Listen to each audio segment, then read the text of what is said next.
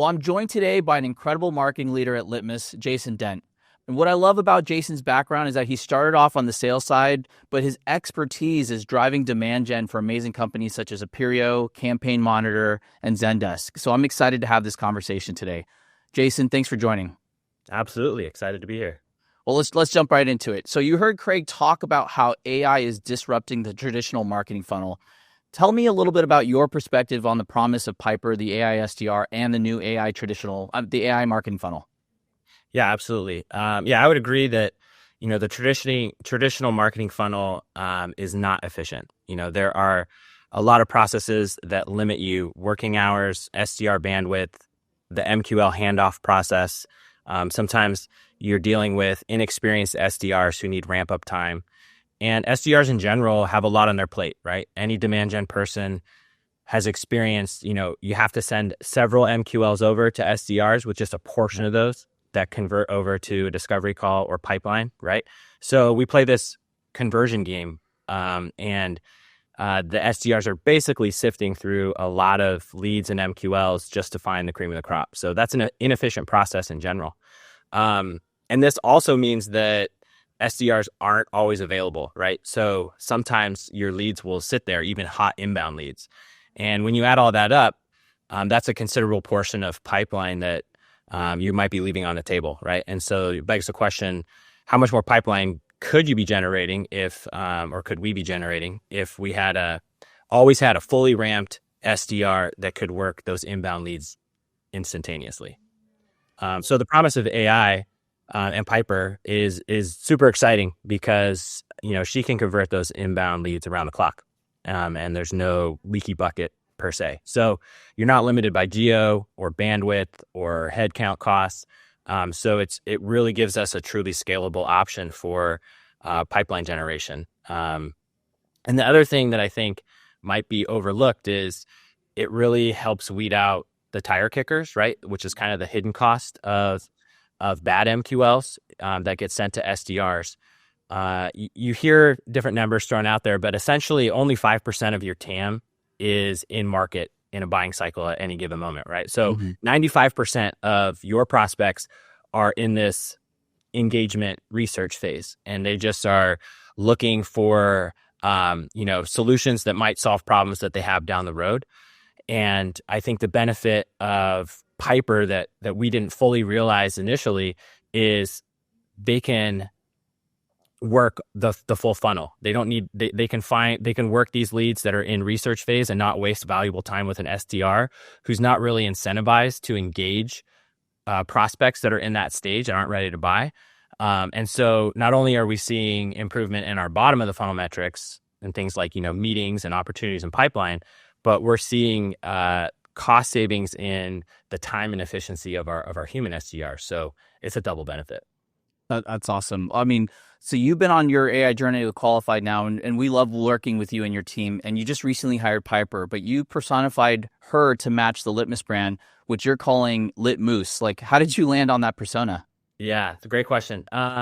So our CEO, Eric, he actually he grew up with a pet moose when he was a kid. It's kind of crazy. So he's always been talking about this moose. And so a while ago, we decided, Litmus is a play on Litmus. It kind of just tied together. So we started doing this moose as our swag at events, and people loved it. Those things fly off our booths when we're at events, and we get emails about them. People want to know if we can mail one for their kid and whatnot. So it kind of has become the unofficial mascot of Litmus. And so when this came up, we were like, well, should it be a human or should it be the Litmus? And we thought we would test it out and just see. And our gut was, most people understand that this is AI. We state it in there when we, that this is an AI chatbot. They realize it's not technically a human. So we thought maybe there won't be any drop off. And so far, it hasn't deterred engagement at all.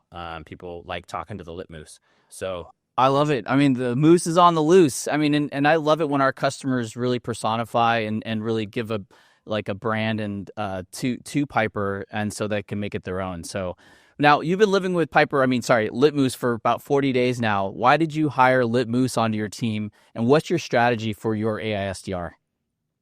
Yeah, well, we're currently testing our way into kind of the optimal setup for our team. We didn't want to have like a super specific, rigid rules in place. We want to, but we're starting with the premise that everything should be touched by Piper first. So everything goes through Piper before it routes to any sort of sales team.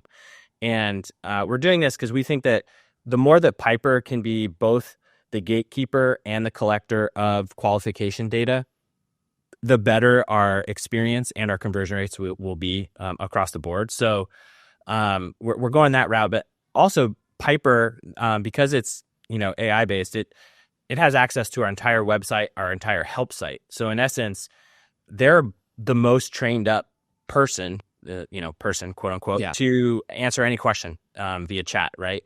I love our SDRs. They're great. They're very knowledgeable, but they can't always be the expert that Piper can in some instances with very minute details about email marketing or certain questions that we get in the journey.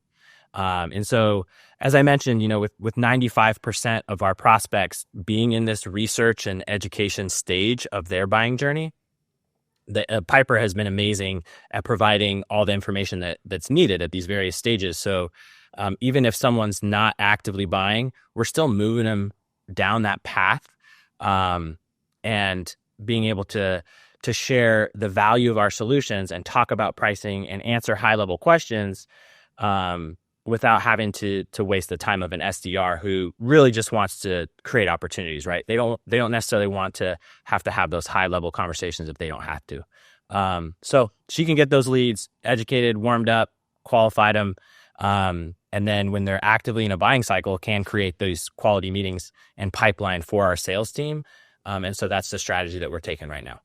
Well, I mean, I love hearing how, you talk about the challenges that you're having with the capacity, the speed to lead, the quality of the conversations you're having, your SDRs may have, and how Piper can really help you there.